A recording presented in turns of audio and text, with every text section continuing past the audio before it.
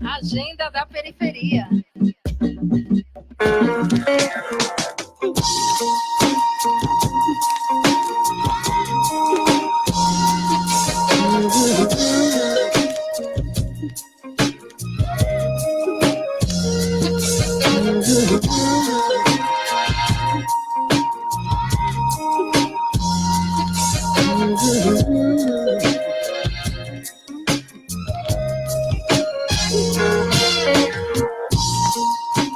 Muito boa tarde para você que está sintonizado na rádio Heliópolis FM. Está no ar mais um programa Agenda Cultural da Periferia. Hoje com um convidado muito especial aqui nos estúdios da rádio Heliópolis, o escritor Escobar Franelas. Ele vai contar já o lançamento do seu mais recente trabalho, que é o livro Premiado, tá certo? Ele tem uma longa caminhada, mas hoje a gente vai destacar o livro e ele vai contar um pouquinho pra gente dessa sua caminhada cultural na Grande São Paulo, na cidade de São Paulo. Prazer recebê-lo aqui nos estúdios da Rádio Heliópolis, Escobar. Obrigado. Saudações, ouvintes, toda a galera, quem está no Facebook aí também. Gratidão. É isso daí, vamos falar um pouquinho, contar umas histórias aí, falar de lutas, de resistência, de afirmação. Vamos que vamos. Muito bem.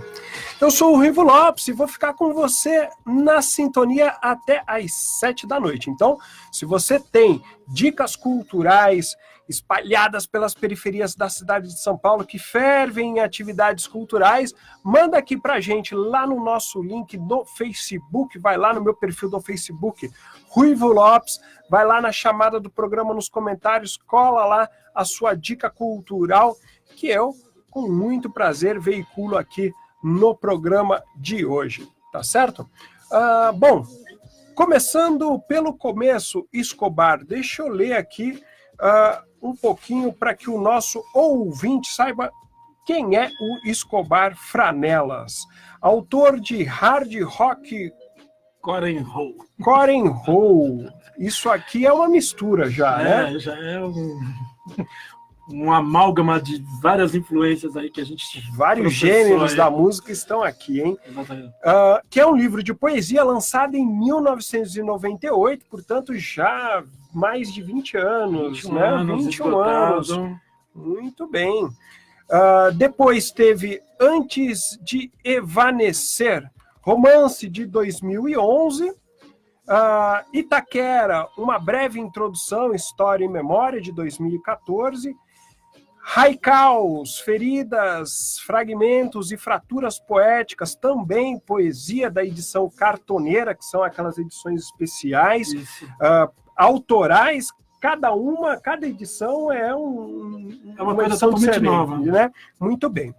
Esse de 2018, e também já participou de antologias de poesias, contos e crônicas, escreve em portais, jornais, revistas, e no audiovisual já produziu, dirigiu e roteirizou filmes em diversos formatos e gêneros, incluindo videoclipes, né?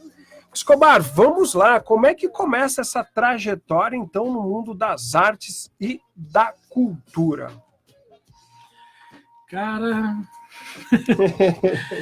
Então, desde moleque, né? Desde moleque, o Lulu Santos tem uma música que fala, né, sobre aquele barato, quando eu era pequeno, eu achava a vida chata e tal, e os moleques da escola querendo jogar bola e tal, e ele queria tocar guitarra na TV. Eu também, um dia eu achei que eu poderia tocar guitarra na TV, mas não deu...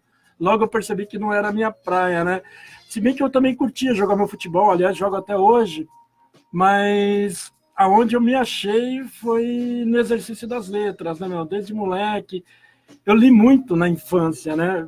Li muito mesmo, até porque família super pobre, nós, por exemplo, não tínhamos televisão em casa. A primeira televisão em casa chegou quando eu já tinha, acho que uns 10, 12 anos. Então... E no lugar da TV havia leitura? Foi a leitura. É claro que não foi só leitura, foi o peão, foi o jogo de botão, foi...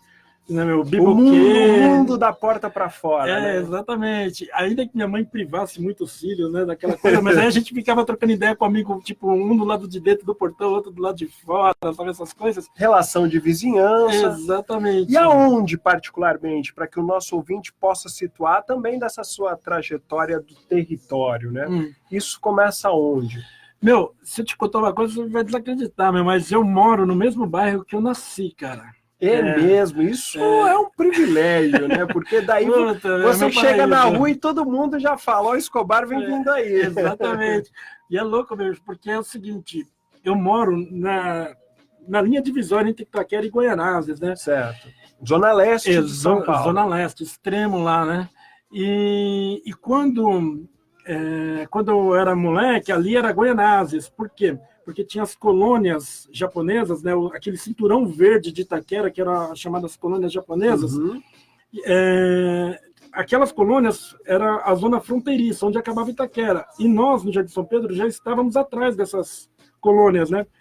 E aí, o que acontece? Quando foram inauguradas as Coabs, né? Houve aquele grande adensamento populacional, de repente as colônias foram se transformando todas em forma de prédios, né? Prédios, casinhas, mas principalmente prédios. O que acontece?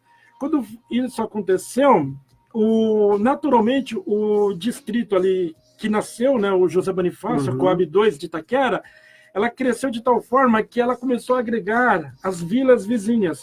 Então, o Jardim São Pedro, onde eu morava, que pertencia na época não era nem subprefeitura, era outra coisa, administração regional de Goianésia, a partir de um determinado momento ele começou a ser submetido à administração da Coab ali do conjunto. E o conjunto que foi puxado para Itaquera. Foi puxado para Itaquera, porque ele é uma área administrativa da subprefeitura de Itaquera. Então, hoje, por exemplo, eu oficialmente moro em Itaquera, mas eu nasci morando no mesmo lugar, eu nasci em Goianésia. Quer dizer, a fronteira foi arrastada, né? Muito bem, é um caso inédito disso, né? Uma coisa muito engraçada. De como as fronteiras podem ser mexidas, né? Exatamente. Esse adensamento, principalmente em forma de construções de condomínios, os prédios, né? Mudou muito a relação entre a população local, por exemplo, de ter uma vida mais comunitária na rua, por conta, né, de ter moradias mais horizontais, e de repente começa um adensamento mais vertical. Isso muda um pouco isso que você falava das brincadeiras de rua e etc. Com certeza influencia, mas eu acho até que a influência, né, nesse momento não é preponderante, se a gente for ver por esse viés, porque o que acontece? As relações humanas se dão em qualquer ambiente, né? O que acontece é que a forma de se relacionar se torna outra, né? Certo. Porque o que acontece? Quando você aumenta o contingente populacional de uma determinada área, você aumenta todas as demandas, por escola, por creche, por segurança, posto de saúde, enfim, por tudo.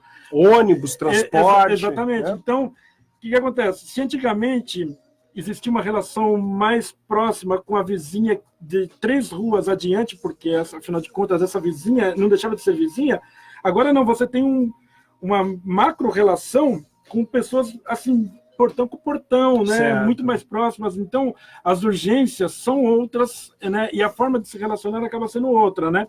Então, o vizinho de 3 ruas depois, ou da rua de baixo, ou da rua de cima, passa a ser não exatamente um inimigo, mas aí já não é mais a prioridade a relação com este ou com essa vizinha. Por quê? Porque você tem outras pessoas aqui mais próximas que precisam da sua atenção, você também precisa da ajuda. Enfim.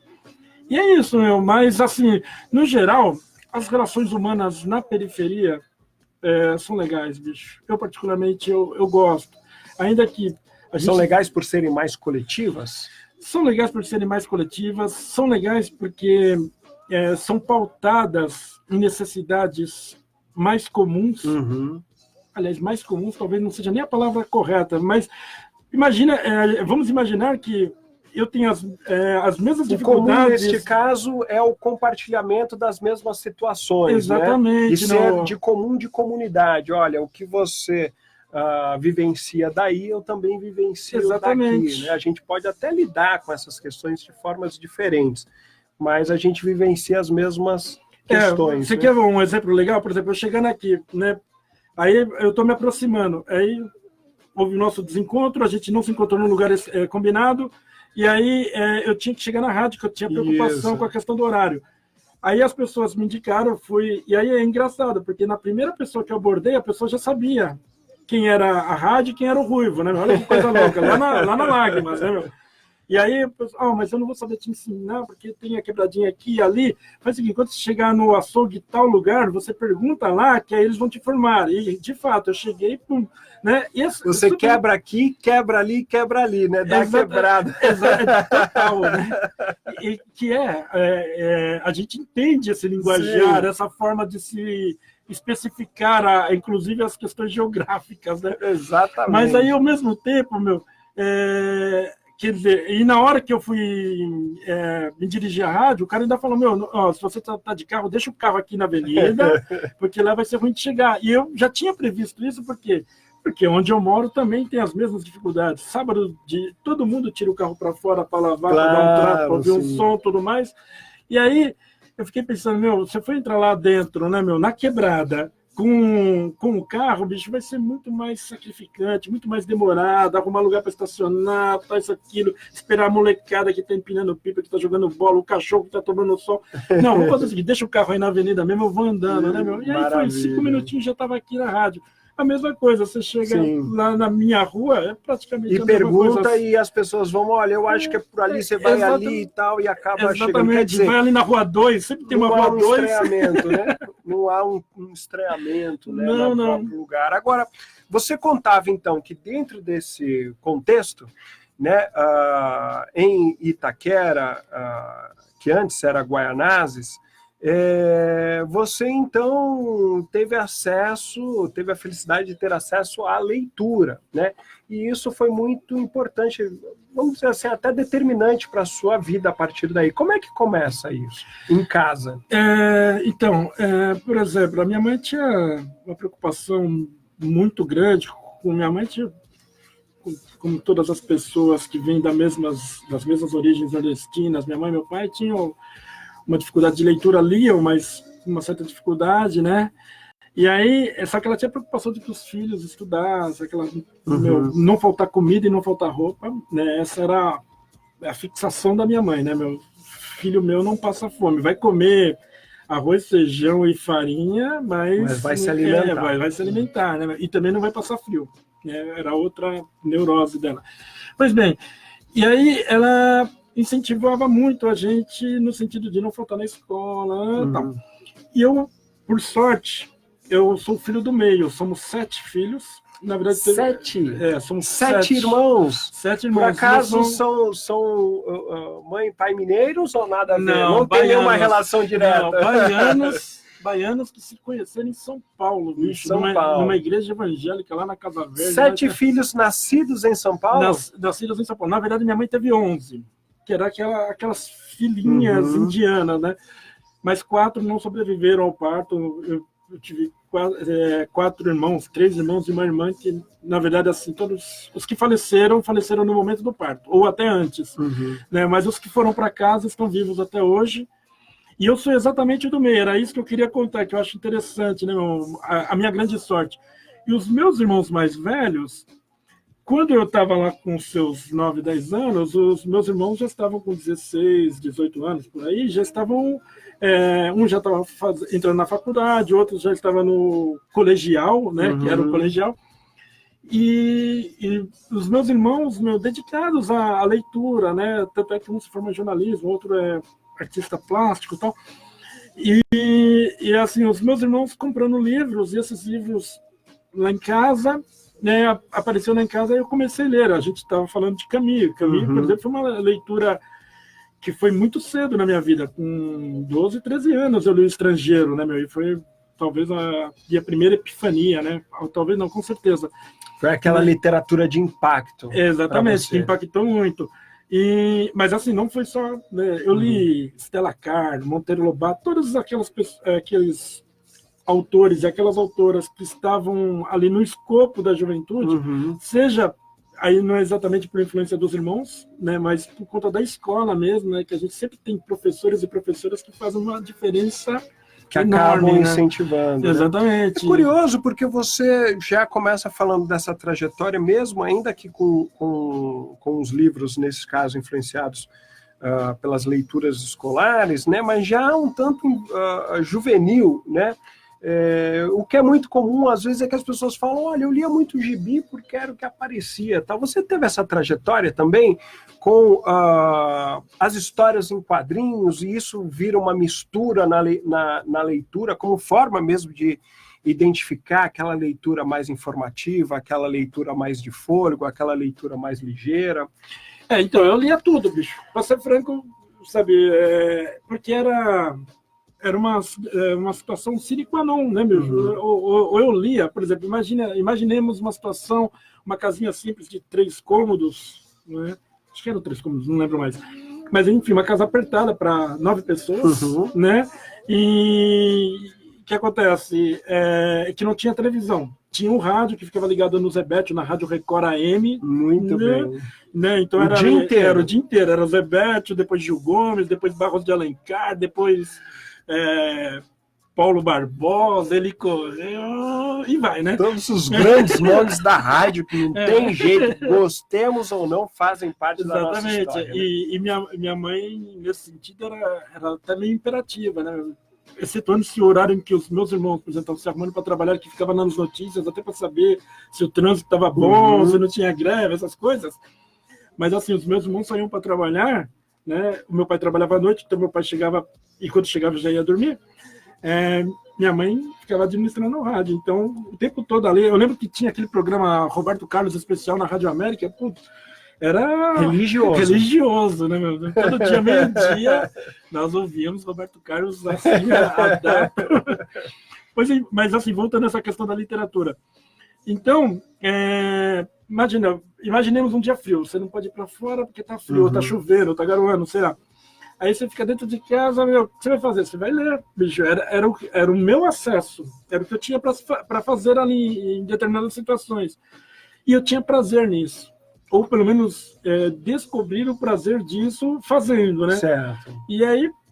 E foi natural, né, meu? E aí eu misturava tudo. Eu li Turma da Mônica, eu lia muito gibi Walt Disney, super-heróis, né? Meu, eu lia tudo. Revistinha pornográfica, tudo que aparecia, meu, eu ia passando. Eu gosto muito de destacar essas histórias, Escobar, porque para o nosso ouvinte poder perceber que uma casa onde se incentiva a leitura faz toda a diferença. Quer dizer, a gente tem, por exemplo, aqui na nossa comunidade de Heliópolis, nós temos a Biblioteca Comunitária de Heliópolis, com um importante acervo gratuito, com programação cultural, em que as pessoas podem se servir muito à vontade lá da Biblioteca Comunitária. E nós temos a Biblioteca do Céu Heliópolis, que é bem aqui coladinho da gente, com um acervo e um espaço incrível.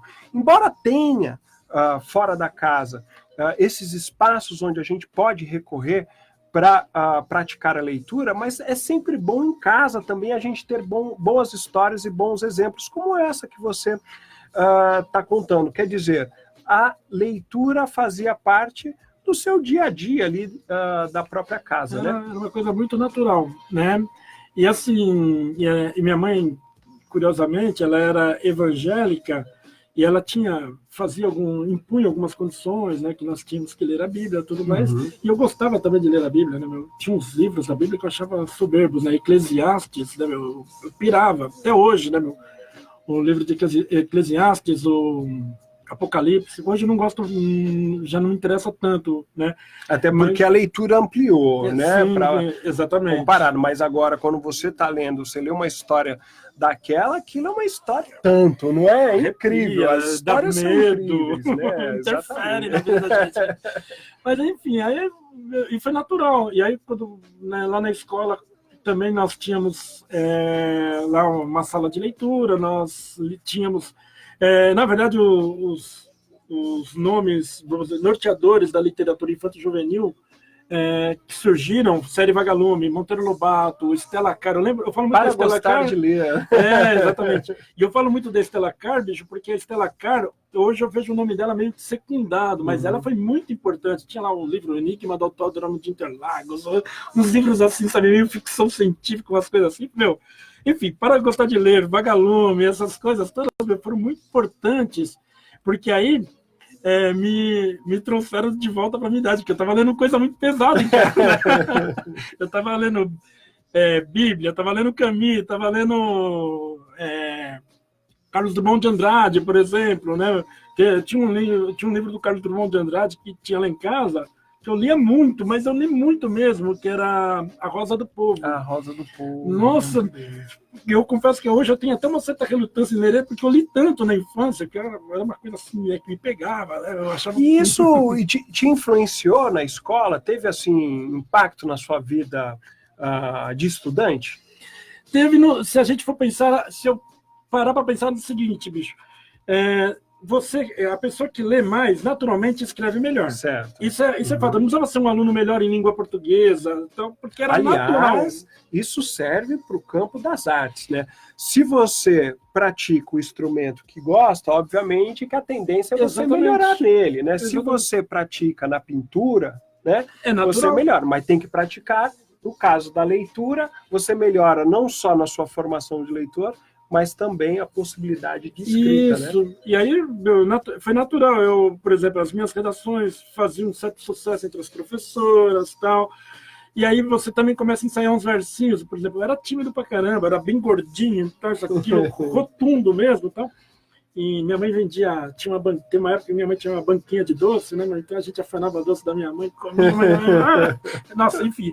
E aí nós éramos gordos, eu e os meus irmãos, todos bolinhas. Todo mundo afanador de doce, de gibi, de paçoquinha.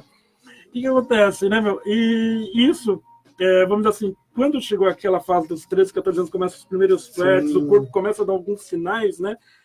E aí, como é que eu vou fazer para chegar na menininha? Como é que eu vou me aproximar e tudo mais? Eu não sabia, eu não tinha. E aí, é até cômico falar isso, mas aí eu descobri o poder da leitura, da escrita. Porque aí quando eu tinha os amigos secretos na escola, quando tinha correio elegante e tudo mais, eu comecei a mandar versinhos para uma menina para impressionar, essas coisas todas. E aí, você, naturalmente, em algum momento, eu tive algum tipo de retorno. Mesmo que a menina depois, quando descobrisse quem era o cara, ai meu Deus, mas ela já aí você percebe o poder da escrita, né, meu? A escrita, né, dos versinhos soltos ali. E você se tornou o escritor da escola, aí, né? Porque então, todo mundo recorria, você escreve um bilhete aí para mim. Então, e tem mais. Aí quando chegou na época ginasial, Fundamental 2 de hoje,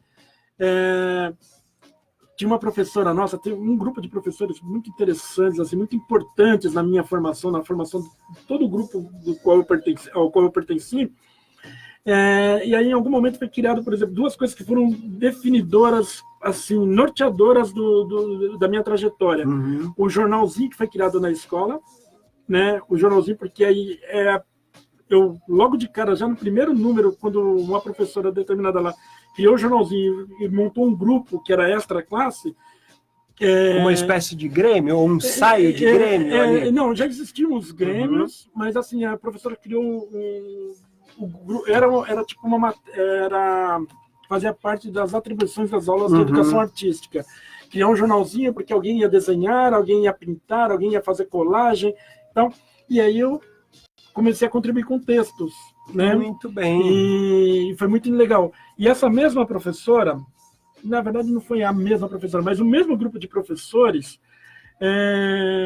também em algum momento resolveram dar aulas de teatro extra sala de aula, sabe? Era fora do horário, né? Então, e assim, a ideia era sempre ensaiar e se apresentar em algum lugar, nem que fosse para os próprios amigos da escola.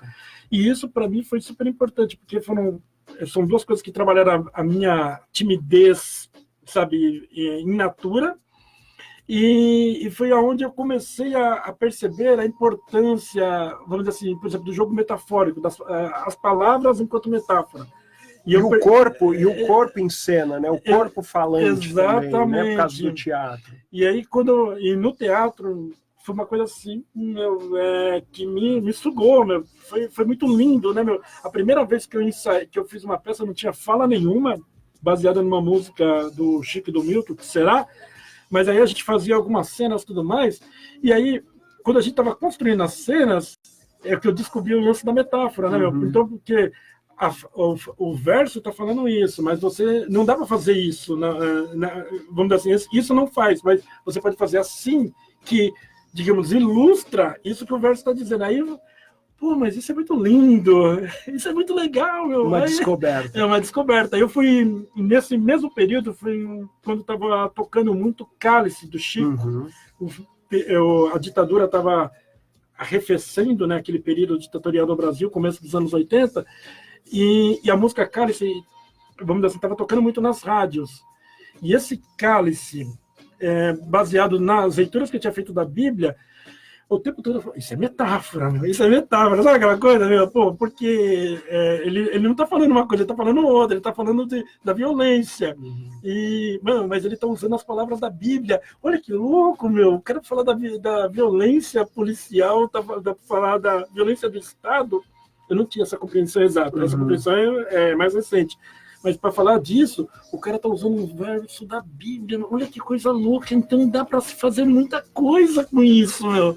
Aí o poder da palavra... E a literatura vai abrindo esses caminhos para muitas descobertas. Exatamente. Né? Bom, você que está conectado na Rádio Heliópolis FM neste final de tarde em São Paulo, nós estamos aqui no programa Agenda Cultural da Periferia, hoje com o nosso convidado Escobar Franelas. Você já percebeu que por este primeiro bloco aqui teremos muito a falar, 2 horas, será muito pouco aqui, então continue conectado com a gente, como está fazendo aí nosso querido Reginaldo, o Bud, que está lá no Guarujá. Um abraço para você, Bud. Quero você aqui no programa também. Quando estiver em São Paulo, dá um alô para a gente aqui que a gente coloca no ar, tá certo? Fernando Figueira, que está lá de Santos, um abraço para você. Rosinha Moraes, Lúcio Gregori, Hamilton Santos, um abraço, meu querido, diretamente da Zona Leste. Éder Lima, um abraço para você. Salve Escobar Franelas, Ruivo Lopes, nós estamos junto e misturado. Lígia Regina Lima, um abraço para você. Rosinha Moraes também, a Lígia deixou um recado aqui, estamos aqui, um olho no palco, outro no fone de ouvido. Que maravilha. Show.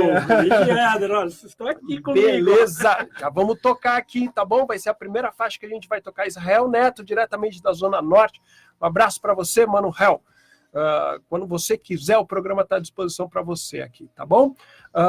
Marciano Ventura, um abraço para você, Marciano, quando você e o seu naipe de escritores e escritoras quiserem vir conversar com a gente aqui, o programa também está aberto para todo mundo da Ciclo Contínuo Editorial. Tá bom? Então vamos lá, vamos ouvir aqui por sugestão do nosso convidado Escobar Franelas, Pisagens, com Lígia Regina e Éder Lima. Continue conectado porque já voltamos com mais Agenda Cultural da Periferia na sua Rádio Heliópolis FM.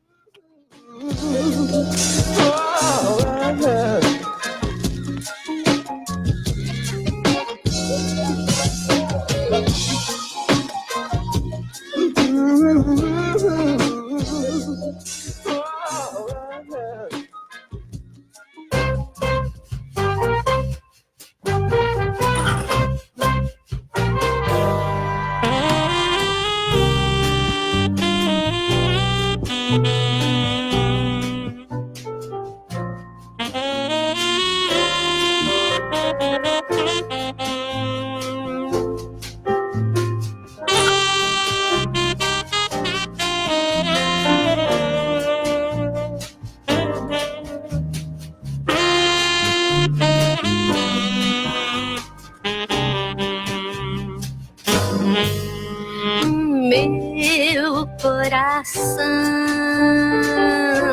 tranquilo e sereno vai à janela à procura do teu, e o teu coração seguro, pouse e vou à procura do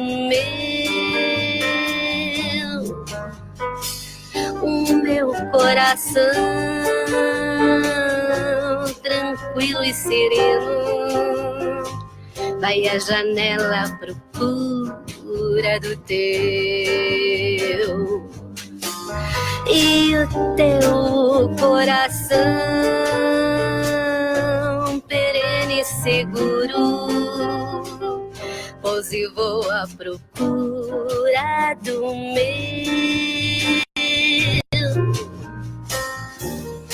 Se por acaso estiver só,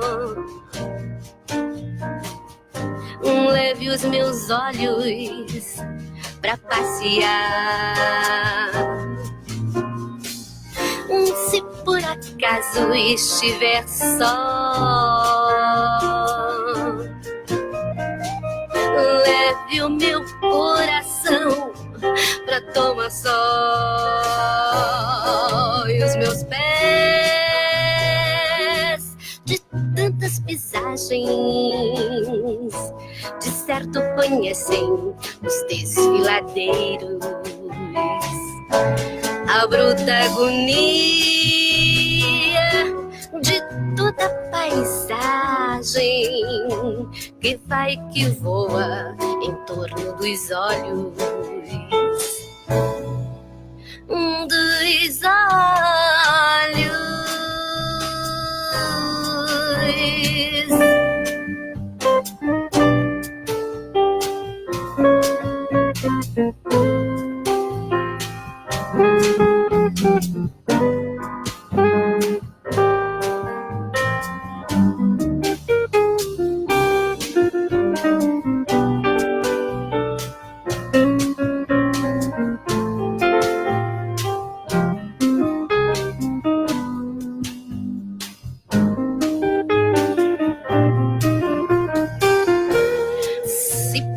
Caso estiver só,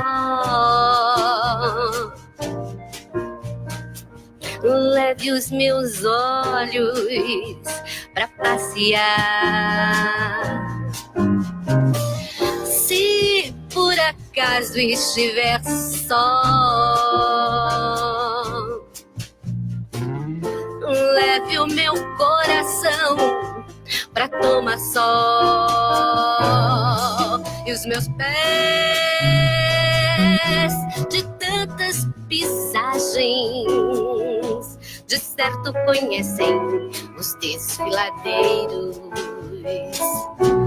a bruta agonia de toda paisagem que vai que voa em torno dos olhos. Dos olhos.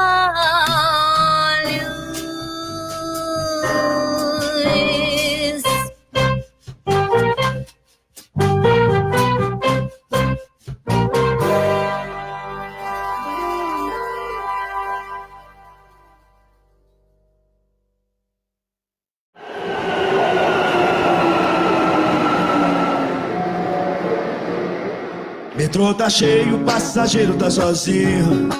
Essa viagem é quase todo dia assim. Com headphone, tablet, smartphone, chiclete, sou conduzido pra ninguém chegar em mim. Por onde sigo estou sempre acompanhado desse vazio que a cidade cola em mim. A porta abre, a multidão se atropela, é o estouro da boiada indo pro fim.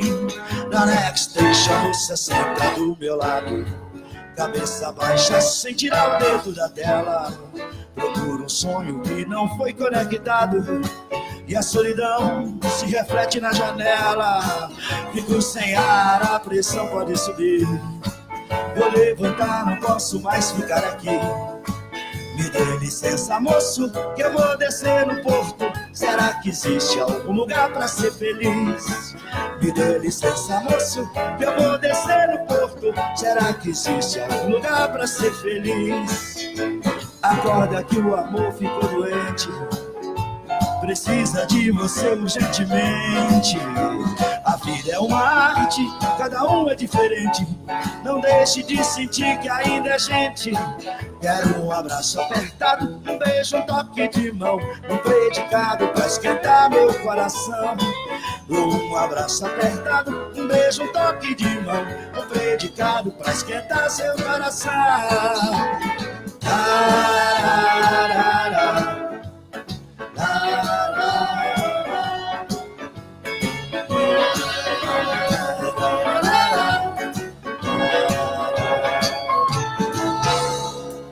Metrô tá cheio, o passageiro tá sozinho.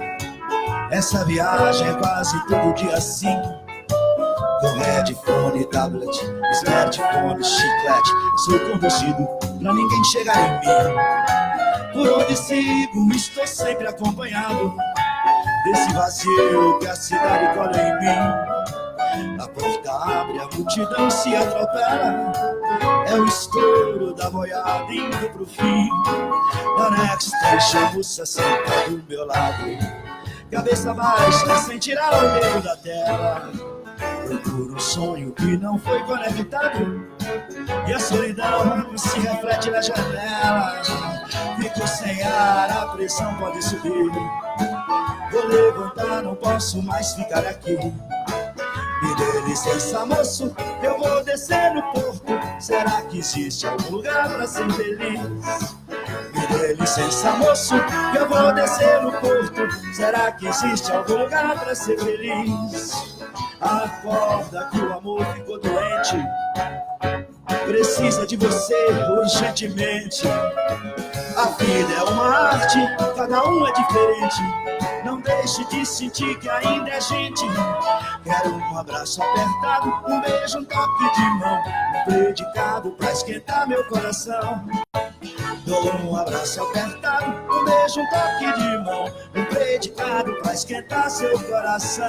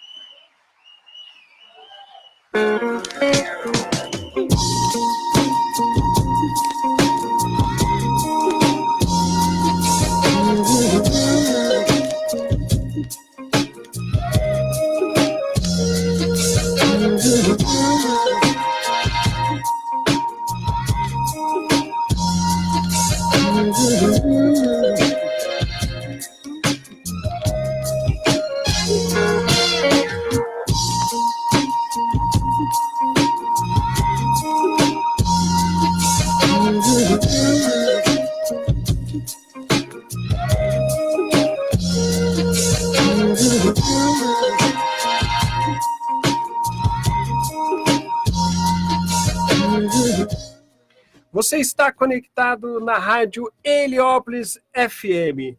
No ar, o programa Agenda Cultural da Periferia, aqui na sua rádio comunitária. Hoje com o nosso convidado especial, Escobar Franelas.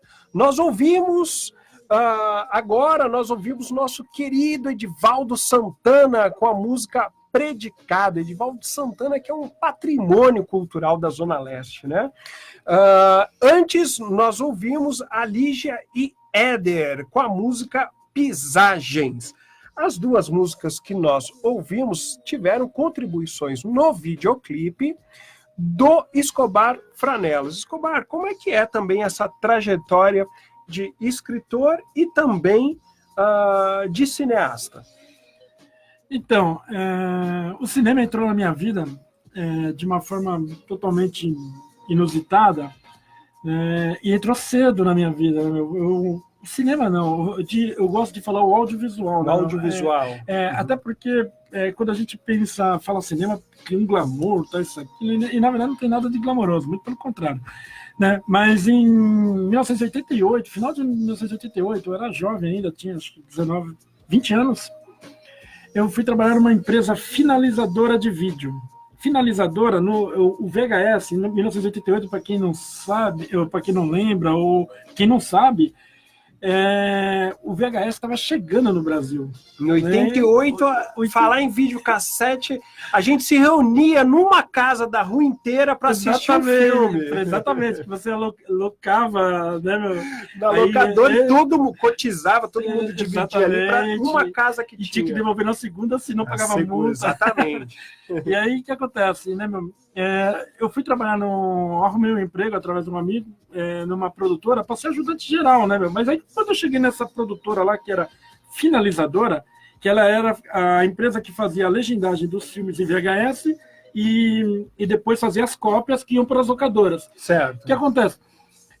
Quando eu cheguei lá, né, eu trabalhava numa autoescola, né, era uma autoescola, despachante, essas coisas.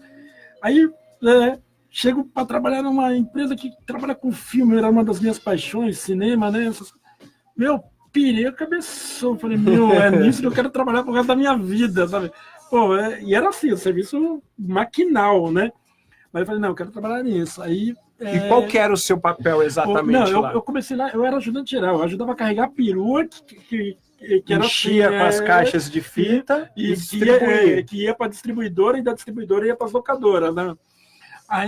Mas aí, todo o tempo que eu tinha, eu ia lá para dentro lá do parque, que a gente chamava Parque das Escravas, né? Que eram 300, 400 máquinas, que eram videocassetes, um pouco diferenciados, mas não deixavam de ser videocassetes, que ficavam copiando a partir de uma matriz, né? E aí, todo o tempo que eu tinha, eu ia lá dar uma sapiada. Aí, a minha encarregada, ela se ligou, né? Que eu tinha gosto. E assim, eu também não ficava de bobeira, né? Tipo assim, o cara precisava de uma ajuda ali para qualquer coisa, ajudava, né? E aí, ela se ligou e tinha uma coisa, olha que coisa maluca, né, meu, que eu tô pensando aqui agora, cara, nunca parei para pensar nisso.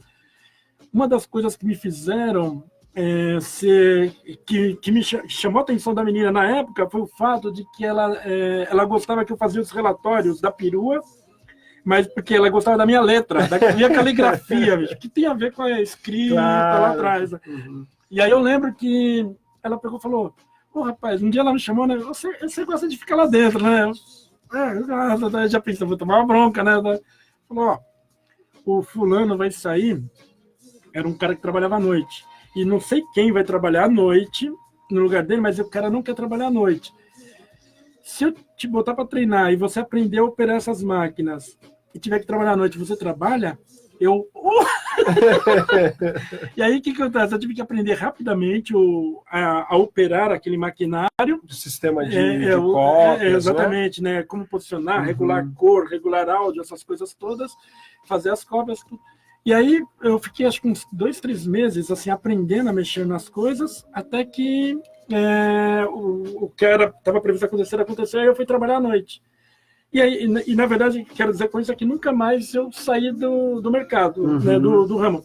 Em alguns momentos, por exemplo, quando o Collor cometeu aquele assalto ao país, né, confiscando as poupanças, né? 92. 90 mesmo. Foi 90, né? ele entrou no governo, aí 15 dias na sequência, medida já fez, confiscou todas as poupanças. Isso, aí o que acontece? E aí, nessa época, eu já trabalhava numa outra produtora, já estava em outra. O que acontece? O mercado deu uma puxada, uma murchada geral, né? E eu fiquei desempregado. Né, porque é supérfluo, né? Você alugar fita de vida. As pessoas não alugavam, as locadoras não pegavam na distribuidora, o mercado arrefeceu. Não tinha a produção. Aí eu voltei. Gente, não estamos falando de agora, embora pareça. Aliás, nós estamos falando de 1990, tá? Mas qualquer semelhança não é mera coincidência. Isso retorna aquela máxima, né? Você, a história sempre se repete, né? E o pior é que às vezes vem como farsa. Exatamente. Né? E aí o que acontece? Em 90, minha filha, eu já tinha uma filha recém-nascida, né? E eu com uma boquinha para criar, para alimentar e tal, e desempregado. Aí eu fui para o mercado mais informal, mas aí trabalhei de motorista uma época, numa empresa de imóveis, depois eu fui trabalhar de recepcionista num hospital, né, num hospital particular lá de Goianazes mesmo. E até que surgiu a oportunidade, aí em 94, mais ou menos, o Brasil já era Itamar, aquela coisa toda. Estava retomando. Estava retomando, e aí a ex-encarregada, lá do início de tudo, também estava voltando para o mercado. De certa forma, ela não se afastou tanto, mas tinha ficado também meio aleijada. Em algum momento, ela se lembrou de mim. Ela estava entrando numa empresa, precisava montar uma equipe. E aí eu voltei para o mercado e até hoje aí se tornou uma constante, né? E quando foi assim, quando você viu que tinha jeito para produção mesmo de audiovisual? Quando eu fiquei desempregado na área técnica, porque o que acontece? Você pegou uma câmera e falou assim, ó, o negócio é o seguinte, é uma câmera na mão, uma ideia na cabeça e vamos para a rua. Não, porque o que acontece? Na metade desse percurso, em algum momento, um brother meu, cara com quem é um irmão, né? É um casal, na verdade, o Gibi e a Tati, eles muito presentes na minha vida, tudo. Ele também, eu tinha inserido ele no mercado, ele foi trabalhar em outras produtoras, tudo, e em algum momento ele resolveu montar uma empresa de filmagem de casamento, essas coisas. E aí depois ele me chamou para a sociedade, né? Eu já estava trabalhando numa produtora, né? E seguindo o meu curso normal. E aí eu fui trabalhar com ele montei a sociedade com ele, a gente foi trabalhar. Mas isso aqui é um trabalho muito burocrático, muito cansativo, filmar casamento, batizado, formatura e tal. É um trabalho a pedido, né? Então você tem que entregar aquilo que te pede e você não exerce muito a sua criatividade. Você só fica trabalhando a questão técnica, você isso. vai apurando tecnicamente. Mas você não se sente despertado por elan criativo, né? Que acho que é o grande barato da arte, né?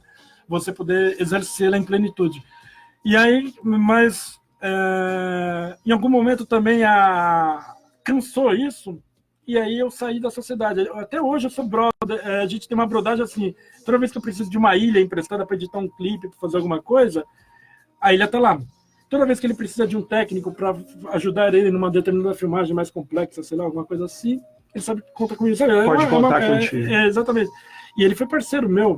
A maioria desses clipes aí, apesar de ser uma produção do Lentes Periféricas, que é um outro momento né, de audiovisual, da minha vida do audiovisual, mas até hoje o Gil é muito presente na minha vida. Você contou que chegou a fazer videoclipes, mas também teve produção de curtas. Como é que foi esse trânsito seu no audiovisual? Entre a produção de vídeos mais ligeiros, vamos dizer assim, mais econômicos, como os videoclipes, para as produções de fôlego? Assim, só para pontuar e finalizar aquele contexto anterior, então, eu vim trabalhando com audiovisual como na área técnica, né?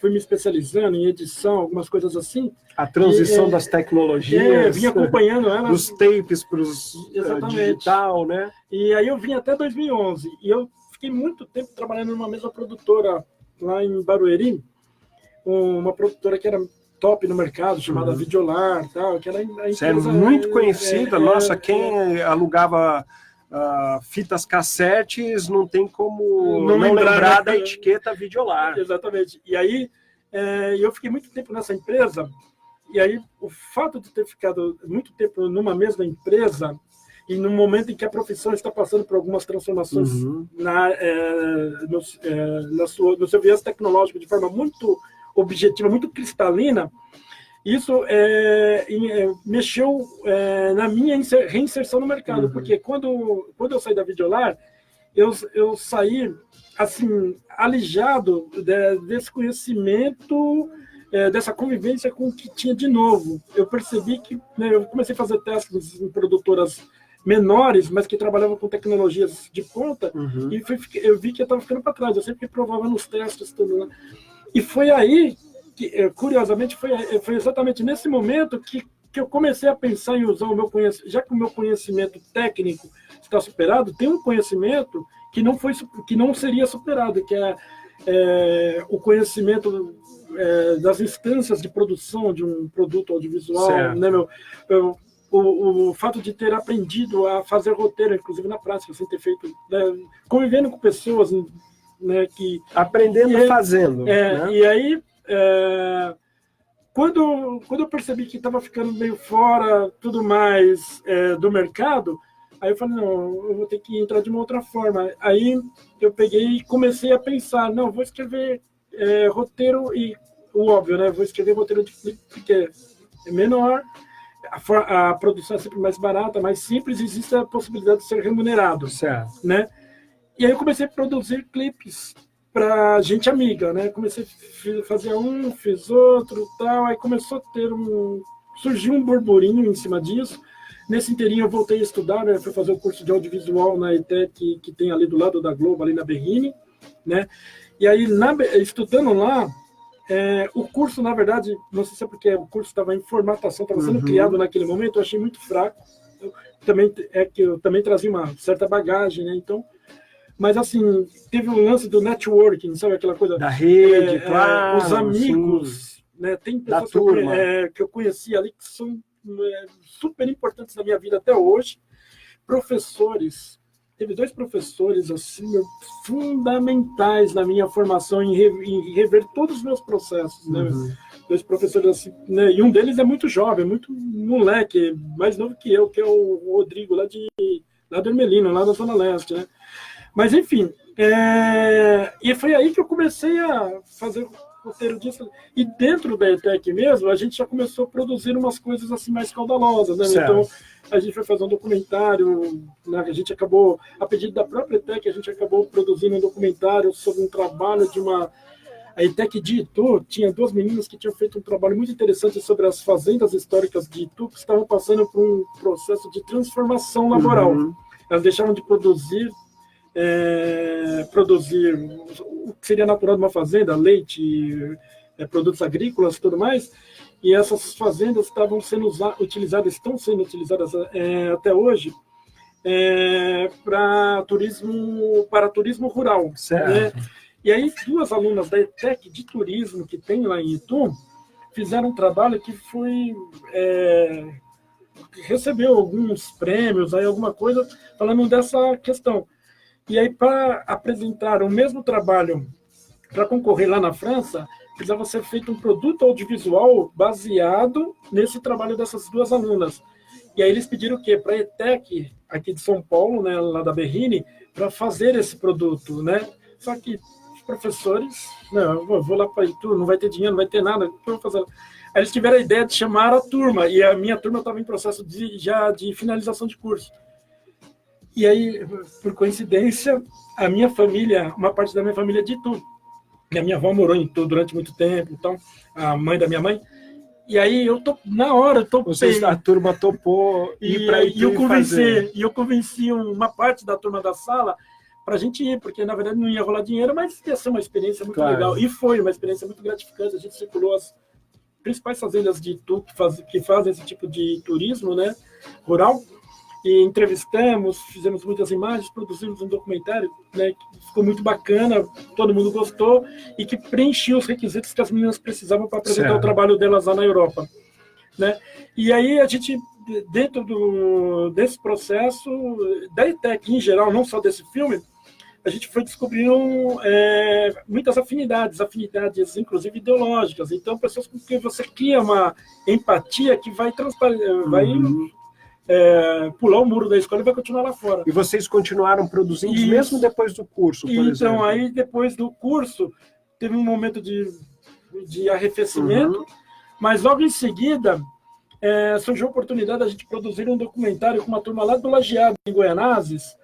Eles têm um projeto muito bacana até hoje lá, chamado Cine Campinho. Né? Sim, o Cine Campinho. Um abraço para todo mundo aí. O pessoal lá do Pedro, alguém conectado, isso. E aí surgiu a oportunidade de fazer um filme, né? E aí o convite veio para mim. Quando o convite me chegou, eu falei, caramba, como é que eu vou fazer isso? Chamar o pessoal, né, com quem eu tinha uma afinidade e tal. E aí para minha surpresa, teve gente que nem era da região lá da Zona Leste, mas que topou, né? Eu lembro do Jonas, o cara que estudou comigo na ETEC, que era do Jabaquara, bicho. O cara topou ir para lá, para as diárias, para fazer esse doc, né? E aí entrou um pessoal lá de Goianazes mesmo, que também já estava envolvido com audiovisual, e foi aí que surgiu o Lentes Periféricas, que é o coletivo do qual eu faço parte, porque eu faço parte, na verdade, de 3 coletivos específicos, diferentes. Tem a Casa Amarela lá em São Miguel, que é um espaço, né, cultural alternativo. Tem o Lentes Periféricas, que trabalha com essa questão de produção audiovisual, e tem o Curta Suzano, que é o meu coletivo do qual eu faço parte mais, que a gente montou mais recentemente, que a gente estava produzindo audiovisual e de repente a gente começou a enfrentar encontrou algumas barreiras, né? Falou, pô, meu, e agora? A gente produz, mas aonde a gente... E isso lá, esse terceiro, Curta Suzano, no município de Suzano. Surgiu, né? Por causa de uma parceria, de uma brodagem que eu tenho com aquele pessoal lá, né? Há muito tempo que eu circulo bastante em Suzano. Sim, muito Primeiro bem. Ali com o pessoal do Literatura Nossa, né? O Sacolinha, Sidney Leal, Lande, Débora Garcia, esse pessoal todo. Mas o Mano Cax, na verdade, o Mano Cax que me levou para Suzano a primeira vez. E aí eu fui ficando ali, tá, isso, aquilo, mas aí depois eu conheci também o pessoal do Sarau da Galeria, né, que é a Raquel, a Mauria, um outro pessoal, né? E foi com esse pessoal do Sarau da Galeria que uma ideia que estava ruminando na minha cabeça faz tempo de criar um espaço de exibição, porque eu estava produzindo com o pessoal do Lentes, mas a gente sempre enfrentando essas dificuldades. Meu, onde vai exibir nossos filmes? Aonde vai exibir, né, exatamente. Essa que é a questão, é um grande drama das produções de audiovisual independente. Quer dizer, há um grande esforço para produzir, porque o audiovisual exige mesmo, né, muito esforço, muito empenho, né? E depois de pronto, como é que você exibe, faz uma exibição à altura do esforço que foi a produção? Né? Exatamente. E aí, a gente pode fazer uma analogia direta, por exemplo, com o fenômeno Saraus, né, meu? Certo. Porque o fenômeno Saraus surgiu exatamente dessa demanda de ter um monte de gente que fazia suas poesias, que tocava sua musiquinha, o seu violão, e não encontrava espaço. Exatamente. E os Saraus foram surgindo naturalmente, né? O Sarau da Casa Amarela surgiu assim. Tem que criar os próprios espaços. Né? E aí em algum momento a gente intuiu que poderia fazer isso lá, e surgiu lá em Suzano, e a gente falou Curta Suzano, porque a gente pensou em fazer um negócio voltado para o curta-metragem mesmo, certo. Que é a produção predominante no universo periférico, o curta-metragem, né? Que era o papel de espaço para exibição, era o que durante muito tempo faziam os cineclubes, né? Exatamente. Os clubistas. Né? Então, e tem até alguns cineclubes aí, mas na verdade, assim, nenhum espaço nunca é demais. Né? Por mais que se criem espaços, a gente sempre percebe que ainda tem gargalos, né? Então, a gente está lá com o Curta Suzano esse ano, inclusive agora, né? No final desse mês, entre 26 e 28 de setembro, a gente vai estar exibindo aí 51 filmes de todo o Brasil, né? E um festival? É um festival. O Curta Suzano é um festival, é uma mostra, na verdade, e ela tem algumas peculiaridades, né? Então, por exemplo, a gente tem uma mostra estudantil para alunos da região do Alto Tietê.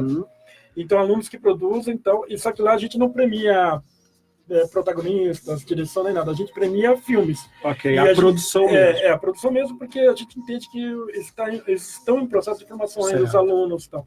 Então a gente premia 3 filmes, e também não tem primeiro, segundo e terceiro lugar. Não, a gente premia 3 filmes, os 3 filmes são ganhadores. Muito né? bem. Para não ter um só, né? Certo. E fora isso, aí tem a mostra competitiva oficial, que aí são filmes do Alto Tietê de até 25 minutos, né? Que aí sim tem melhor protagonista, né? Melhor direção, melhor roteiro, melhor edição, né? Melhor filme, escolha do público, tudo mais. E aí eu só quero contar uma coisa interessante sobre esse lance de ter melhor protagonista. A gente ousou, quando nós estávamos criando o regulamento, né? A gente determinou que nós não teríamos melhor ator e melhor atriz, porque quando você trabalha no universo, nós queríamos contemplar o máximo possível, vamos dizer assim, de pessoas que produzem. E é muita gente que está envolvida numa produção de audiovisual, né? E tem muitos filmes que estão dentro da temática LGBT. Certo. E aí, como que você vai premiar uma travesti como melhor atriz, como melhor ator? Nessa relação binária, né? Exatamente. Ou não binária. Porque, então, aí a gente optou por... nós elegemos o júri, que nós sempre chamamos umas brodagens, né, para compor com a gente, para fazer o júri, já que a gente organiza, a gente tem proximidade com as pessoas que produzem. Então, a gente sempre chama umas pessoas para dar uma força para a gente. E aí a gente criou lá umas regrinhas para isso, aquilo, então, ó, a gente não escolhe melhor ator, melhor atriz. É melhor protagonista. Independente do gênero, né? De como a pessoa se apresenta, é melhor protagonista. Então pode ser homem, mulher, trans, enfim, né? E a gente vai estar no 3º ano aí, meu. Que maravilha! Quando estiver a programação pronta, mande para nós aqui, sim, que teremos o maior prazer em divulgar, tá certo? Estamos hoje aqui no programa Agenda Cultural das Periferias na rádio Heliópolis FM, hoje com o nosso convidado especial, Escobar Franelas, que está falando aqui, por enquanto, da sua trajetória no universo artístico e cultural. Já falamos da formação artística, falamos agora da sua trajetória no audiovisual, e no próximo bloco nós vamos entrar, então, especificamente na literatura, falando aqui do livro mais recente, que é O Premiado, tá certo? Mas tem outro aqui, tá certo? Que é o Dentes... Não, Antes de Evanecer. Antes de Evanecer. Não é o Dente de Leão do Sacolinha. Do Sacolinha, né? Livraço, por sinal, hein, mano? Muito bem, Sacolinha, que inclusive já esteve com a gente aqui no programa, tá certo? Queria mandar um abraço também para quem está conectado no programa pela internet, o Marcel Rei Coronato. Um abraço para você, Marcel, aqui no Ipiranga. A Renata Cirilo, também aqui da nossa região. Um abraço para você, Renata. Ricardo de Moraes Monteiro, Jorge Valentim, Bob, Poder de Expressão. Um abraço para você, Poder de Expressão, vez e outra a gente toca aqui no nosso programa, tá certo? Nosso querido Norberto Júnior do Vale, Luciana Pelacani, Maria Moraes está curtindo aí, muito bem, continue curtindo, e a Maílde Mota de Almeida. Continue conectados no programa Agenda Cultural da Periferia, já na segunda hora do programa, comecinho de noite em São Paulo. Tem dica cultural aqui para você que está na Zona Sul de São Paulo, quer pegar uma programação neste final de semana. Amanhã, dia 8 de setembro, a partir das 2 da tarde, tem roda de capoeira no Espaço Cultural Casuá, do meu querido irmão Alan. Grupo de capoeira Semente do Jogo de Angola, então, realiza neste domingo, a partir das 2 horas, a roda de capoeira no Espaço Cultural Casuá, que fica na rua Afonso Paulino, número 193, no Jardim Eliana, Grajaú, Zona Sul de São Paulo. Muito bem, continue conectado com a gente, que já já voltamos com mais Agenda Cultural da Periferia, na sua rádio Heliópolis FM.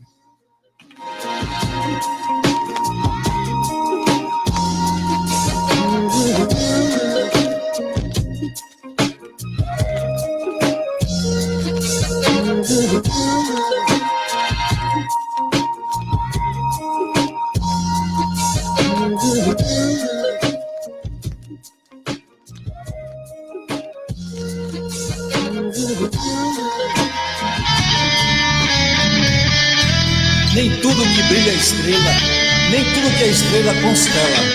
A vida é apenas uma parte, e a gente parte dela. Eu já não pensava mais em nada. Olhei para o céu e imaginei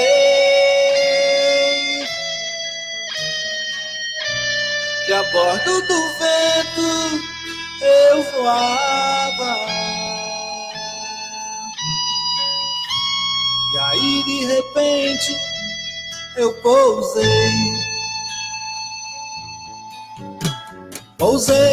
no colo da serra, ganhei a brisa e o trovão, a luz do sol e o luar, estrelas na palma da mão. Pousei no colo da serra, ganhei a brisa e o trovão, a luz do sol e o luar, estrelas na palma da mão.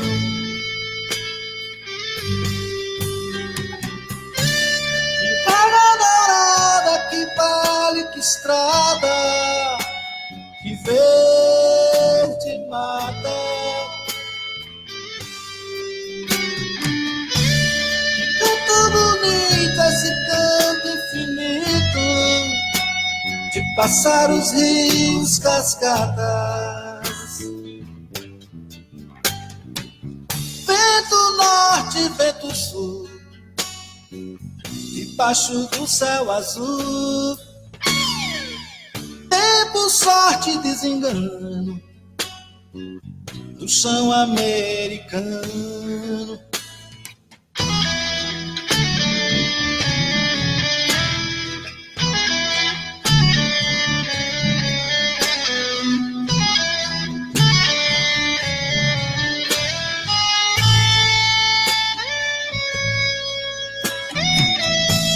Eu já não pensava mais em nada. Olhei para o céu e imaginei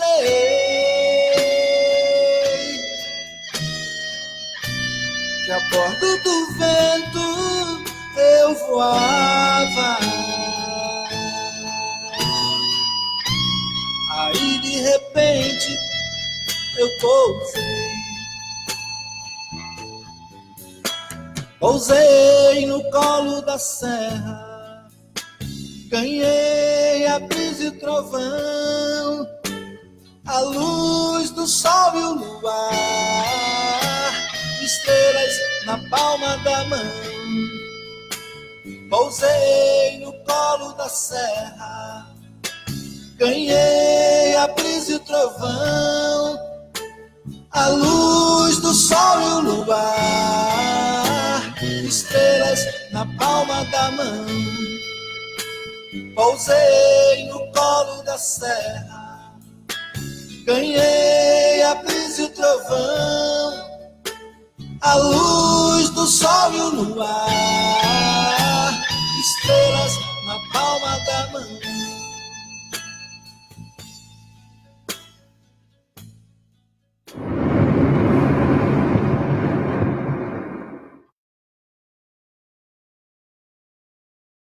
Saudade, esse capim novo que ora invade meu canteiro verde de lembranças, onde eu sempre plantei a verdade. Saudade, meu caruncho na felicidade, no feijão, no milho, na mandioca, como está lá sua pipoca, como vou comer sua tapioca. Saudades dos beijos do Severino do Ramo, de ouvir o Akira recitando nas festas do MPA. Saudades dos nossos velhos novos planos que se perderam com os anos na plantação do meu pomar. Saudade da caminhada ao Casteluche, preparação do desmanteiro, Cecilos Nova Gildão. Saudade do clima bom quintal do Sacha, da ilusão de 1000 cachaças, a Célia fazendo feijão e o Zulu chamando o refrão. Saudades muitos namoricos e paqueras. Todas as meninas eram belas, só poesia e devaneio. Saudades de quando o povo ralhava lá pelas 4 da manhã, o gordo tocando bongo. Ô gordo,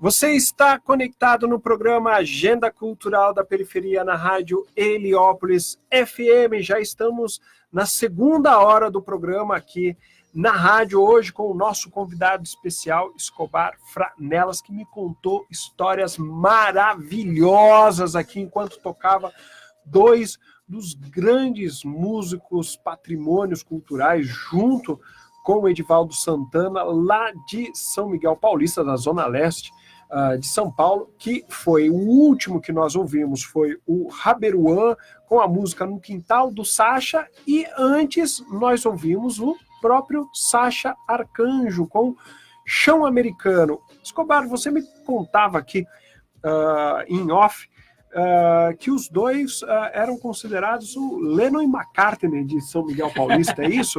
Conta um pouco para nós essa história. Então, veja, porque o que acontece? Eu conheci essa turma de São Miguel quando eu fui trabalhar, prestar serviços lá na Oficina Cultural de São Miguel Luiz Gonzaga, que já foi fechada, né, infelizmente, e o Sacha era coordenador, né? Certo. E aí quando eu conheci e tal, e ele falou, não, a gente tem uma movimentação aqui desde 78 e tal, Movimento Popular de Arte, o MPA e tal.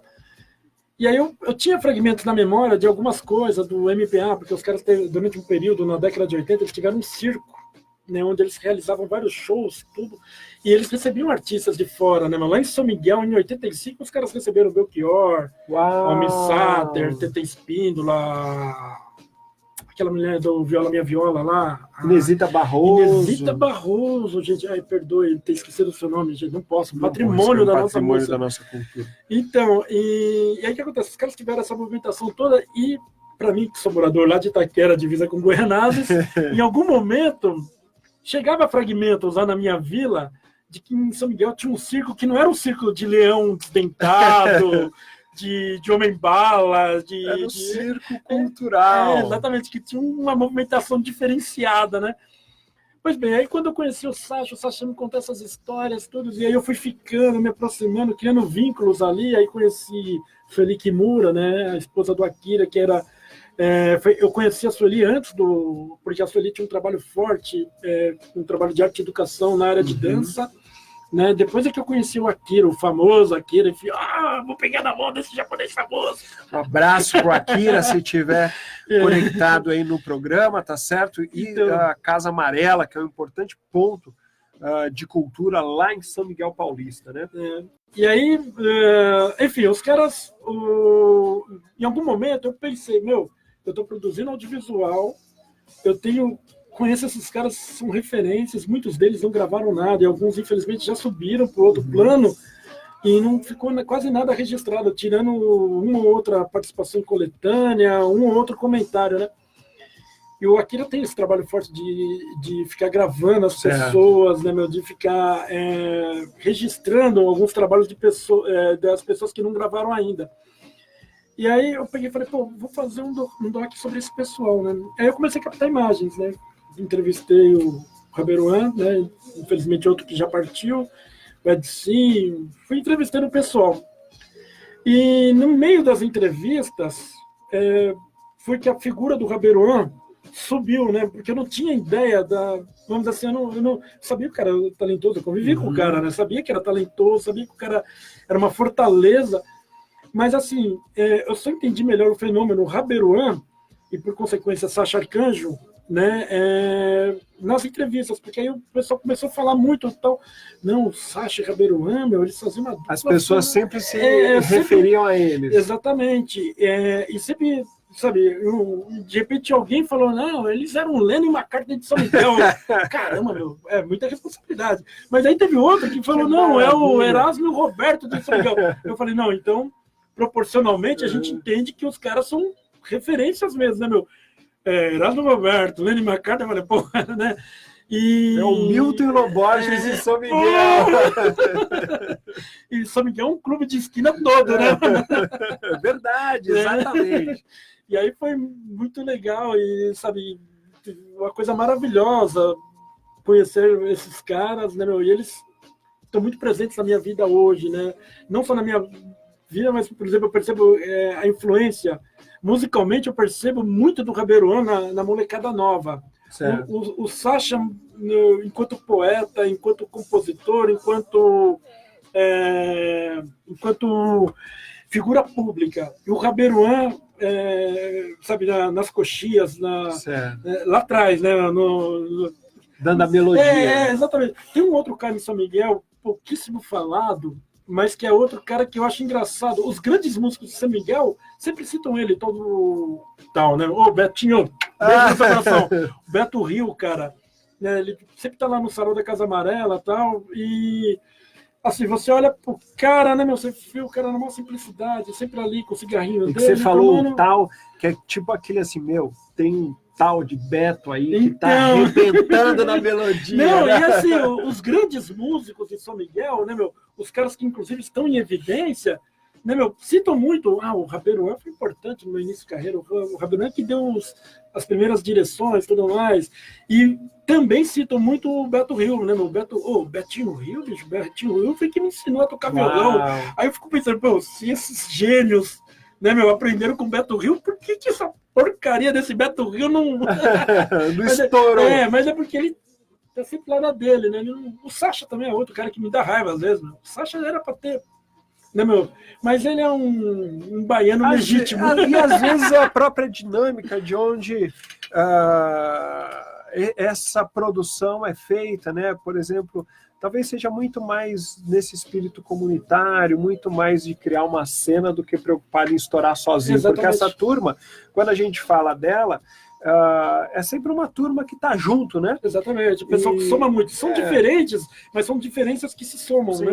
Então... E nesse mundo, vamos dizer assim, né, o mundo do sucesso, ele é muito solitário, né? Você tem que estar sempre sozinho, porque você tem que ser ali uma espécie de uma estrela solitária. E tem gente que nasceu para ser constelação, não tem jeito. Ou vai todo mundo ou não vai ninguém. É um pouco isso, né? Bom, como é que tudo isso resulta, então, nesses 2 livros que você trouxe aqui para a gente, tá certo? O livro anterior é o Antes de Evanescer, né? E o atual, que você tem circulado bastante, divulgado bastante, O Premiado, tá certo? Tá aqui, ó, novo livro de Escobar Franelas já disponível. Como é que resultou nesses 2 livros, especialmente nesse último, O Premiado? Cara, é o seguinte, como eu já disse lá no início, tá, sempre militando, tal, eu sempre trabalhei, depois de uma certa idade, eu sempre trabalhei em jornal de bairro. Eu nunca me formei em jornalismo, minha graduação é em História, mas sempre trabalhei nos jornais de bairro, né? No Itaquera ali, praticamente todos, Itaquera, Goianás. E então eu já tinha, claro, criado uma ambiência na escritura, mas uma ambiência que estava ali próximo do conto, da crônica, certo, de textos jornalísticos, da poesia. Eu nunca tinha pensado numa escritura de fôlego longo, né, meu? Em 2006 aconteceram aqueles episódios, tal, o maio de 2006, muito emblemático para nós, sim, que moramos em São Paulo, né, um período muito conturbado, e na época eu trabalhava morando em Itaquera, trabalhando em Alphaville, lá em Barueri. Certo. Então era uma coisa maluca. Eu saía de casa às 5h30 da manhã e chegava para chegar 8 horas no trampo. Saía do trampo 6 horas da tarde para chegar 9 da noite em casa. Então era um período que eu estava, digamos assim, circulando um pouco na cena e tal, porque também não tinha casa, fôlego, trabalho, trabalho, casa. Mas aí o que acontece? Quando aconteceu aquele lance lá... O massacre de 2006. Aquela violência toda contra as instituições, tudo... eu ouvi, na verdade, dentro da van, uma vez, indo trabalhar, uma conversa que começou a mexer com os meus neurônios, né, meu? Eu vendo os caras conversando sobre os negócios que estavam dando errado, porque o partido tinha exigido que o cara tinha uma programação, 2 manos se encontraram e estavam conversando, eu com o fone de ouvido, os caras não deram a mínima para mim, né, que estava sentado logo no banco de trás, e 2 manos conversando, e os caras, não, e eu tenho um negócio para fazer, eu tenho um posto para fazer em tal lugar, isso, aquilo, mas não vai dar porque o partido me requisitou para cumprir uma função. Não era bem essas palavras, mas alguma coisa assim nesse Outra sentido. coisa. Né? O cara, aí ele falando, mas acho que vou dar um perdido, porque esse posto, é o dia certo, é o dia D, pagamento. Né? Aí o outro cara falou, se o partido mandou você cumprir, cumpre, porque fulano subiu porque não cumpriu a função. Sabe fulano? Então, ali... Eu não estava entendendo patavinas do que os caras estavam conversando, meu partido e tudo mais. Mas aí o que acontece? Os fatos depois, durante os dias... fizeram com que eu entendesse. E a gente também, querendo ou não, a gente tem a gente se prende muito a situações, a tipos, a cores e tal, porque a gente tem essa coisa que está na pele, né? Essa coisa da criação, né? Então, eu não adianta, eu presto atenção nessas coisas, né? Quando estourou aquilo lá, eu fiquei pensando naquela conversa anterior que eu tinha ouvido, sei lá, 40 dias antes. Caramba, que coisa maluca. Aí eu fiquei pirando, e se fosse o caso, por exemplo, do cara ter sequestrado alguém e na metade da negociação do sequestro, que antigamente tinha sequestros demorados, hoje não, hoje é todo relâmpago, né? Mas aí eu fiquei pirando, né, Foi quando surgiu a ideia do Antes de Evanescer. E aí, só que eu não tinha tempo para escrever, né? Mas o tempo que eu pegava muito transporte público, e ficava muito tempo no transporte. Eu lia muito. Aí foi quando... e aí tinha um lance, por exemplo, eu ia muito... Eu normalmente tinha um ônibus da empresa que me levava, um executivo que me levava da Metro Armênia até Alphaville. Só que eu sabia que também tinha um trajeto que eu poderia fazer de trem, descer em Carapicuíba, pegar só um ônibus para transpor ali a Castelo Branco e tudo mais. E eu sabia que o trem de manhã, da Barra Funda para sentido Itapevi, era vazio. Aí eu Contrafluxo. Contrafluxo. Aí eu falei, acho que eu vou pegar o trem, porque aí eu vou rascunhando, porque a cabeça tá assim, fervendo de vontade de escrever alguma coisa sobre. Aí eu comecei a escrever, comecei a fazer isso. Em vez de pegar o executivo, eu ia de trem, só pelo... Porque no ônibus não adianta, bicho, você sempre dorme, né, Aí no trem fui escrever. Comprei um caderno universitário, e aí quando eu voltava à tarde também, era a mesma coisa, também pegava o contrafluxo, estava todo mundo saindo do centro, indo lá pro fundão, né? E você estava voltando. Eu estava voltando, então eu conseguia escrever de manhã à tarde, de manhã. Isso em 2006. Aí, só que eu tinha insegurança, porque eu nunca tinha escrito nada em enredos longos, tudo mais. Esse livro chegou a ter, ele tem 120 páginas, ele chegou a ter 200, eu cheguei a enxugar para 65 mais ou menos. Aí eu fiquei pensando, 65 estava me agradando a história, estava bem enxuta. Só que 65 não é nada, é um conto muito longo, né, mas, sabe, ficou desigual, né? Ficou meio termo. Aí eu peguei e comecei... aí em 2011 foi quando eu falei que eu fiquei desempregado, e aí eu combinei um negócio com a minha esposa, né? Eu falei, vou tirar um período sabático. E aí eu tirei uns meses para ficar só de boa, só na escritura do texto. E aí eu mexi, até que lancei ele em 2011. E aí quando ele saiu cheio de problemas, né, ainda desigual, um erro de digitação e tudo mais, me deixou muito machucado, né, ver isso. Eu prometi que a segunda edição ia sair melhor. E saiu, graças a Deus. Essa é a segunda edição. Qual que é o mote do livro? Um sequestro que dá errado naquele período. Naquele período de 2006, né? Que acontece? Os caras sequestram um moleque, só que aí o que acontece? O pessoal é chamado para cumprir umas funções e deixa o moleque preso. E aí o moleque fica preso lá, só que aí ele fica lá com um pouco d'água, um pouco de comida, só que os caras começam a demorar para voltar lá para continuar a negociação. E o moleque tá ali, tá preso. E o moleque, para completar a carga ficcional, o moleque foi sequestrado por engano, não era o moleque. Porque o moleque tinha o que dá mais nome... tensão para o enredo. Exatamente. Eu precisei, e isso eu aprendi fazendo, sabe? Eu precisei criar uns elementos a mais para que a história, como eu imaginei no início, não iria funcionar na ficção, né? Estava muito redonda, muito linear. Então você tem que criar sobre tramas, tudo mais, enfim. Muito bem. Uma ficção, então, que se passa naquele 2006. Depois teve um intervalo e você retoma com o premiado, tá certo? Eu falo premiado, mas é premiado. E aí, o que acontece? Essa história me surgiu já bem mais recente, mas assim, antes de tudo, eu preciso ilustrar, né, meu? Porque aí eu também gosto para as narrativas longas, porque é um desafio você escrever, demorado. E aí, é um aprendizado também, exatamente. Né? Aí eu fui fazer umas oficinas, inclusive, para entender melhor, para contextualizar melhor, melhorar a minha escrita. Fui reler os grandes romancistas que eu sempre admirei, Camus, Dostoiévski, Graciliano, sabe? Enquanto escrevia, também lia. Exatamente, porque para você começar a entender o jogo, porque uma coisa é você ler pelo simples prazer degustativo, né? Outra coisa é você... Né?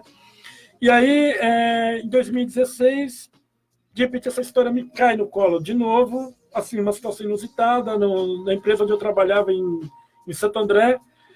Os caras, teve um dia lá, um bendito dia, que os caras fizeram um duque na Mega Sena, na Quina, sei lá. Mas os caras entraram e ficaram, porque os caras fizeram um duque e 2 números, que era para os caras terem feito uma quadra, que não é nada, né?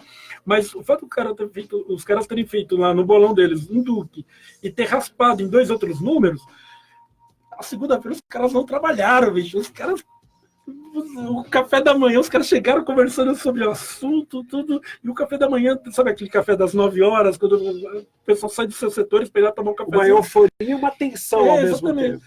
E aí, beleza, quando eu tinha saído para ir no banheiro, quando eu voltei, o último cara, que era meio o cara que recolhia, inclusive, a grana de todos ali para fazer o bolão, ele estava sozinho, né? E ele, caramba, você viu, bicho? Quase que a gente ganhou, tá isso aqui.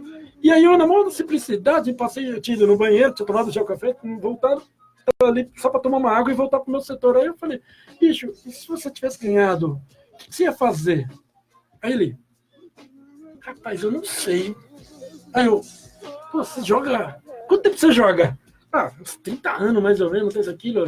Aqui a gente faz o bolão, a gente já tem uns anos aqui. Eu tenho 11 anos de prefeitura, eu sempre... Aí eu, pô, mas você não sabe o que você vai fazer? Pô, 30 anos você nunca pensou nessa possibilidade. Aí me surpreendeu, bicho. E aí, aí convivendo com ele e com os outros, eu comecei a perceber que ali dava um caldo para uma trama imaginária, uma coisa que eu comecei a pensar, que era justamente o fato de perceber que os caras jogam, que é um vício tão latente, mas ninguém, né? E aí os caras vieram com umas respostas absurdas. Eu vou dar um pé na bunda da minha mulher, vou sair fora, tá isso, aquilo, meu, tem uma amante da hora, tá isso, aquilo. Pô, cheio da nota. Quanto você é casado? 25 anos. 25 anos. E na hora que você faz a boa, você vai largar a mulher e os mulher, filho. Não, eu dou uma grana pra ele, mas eu vou sumir no mundo. Imagina, meu, vou levar a mulher feia, gorda. Não, aí o outro, não sei o que, o meu cunhado é ladrão, meu. Não, tipo, ele falou que era ladrão e depois não era mais ladrão, mas ele desconfiava que o cara ia, começar a assediar ele porque ele ia ficar milionário. Quer dizer, começa uma série de projeções completamente absurdas. Exatamente. Na vida das pessoas. Quer dizer, se eu ganho, não é que eu vou melhorar, é que eu vou fazer um êxtase aí. Exatamente. De forma inconsequente. Né? E isso entra no livro? Aí foram essas nuances todas que me permitiram criar essa obra totalmente ficcional de um cara que joga, até que um dia ele entra na lotérica, tal, assim, da forma mais... Faz aquilo.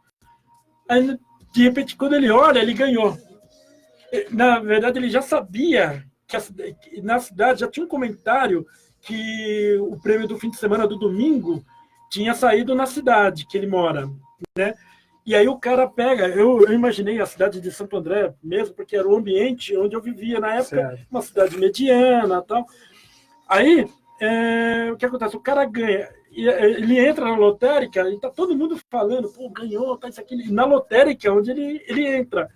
Mas ele tá longe de imaginar que é ele, né? Tanto é que ele na verdade, primeiro ele fica na fila para jogar já para quarta-feira, mas como tem muita gente, tá todo mundo falando do cara ganhador, aí ele pega, não, depois eu jogo. Ele nem se deu conta de que aí ele foi lá, ser ele. ele foi lá pegar o resultado. Na hora que ele foi pegar o resultado, ele, né, tá olhando lá, aí ele vai vendo os números, aí no momento que ele vê que ele é o ganhador, ele tem um sericotico, uma epifania, sei lá, uma catarse, sabe?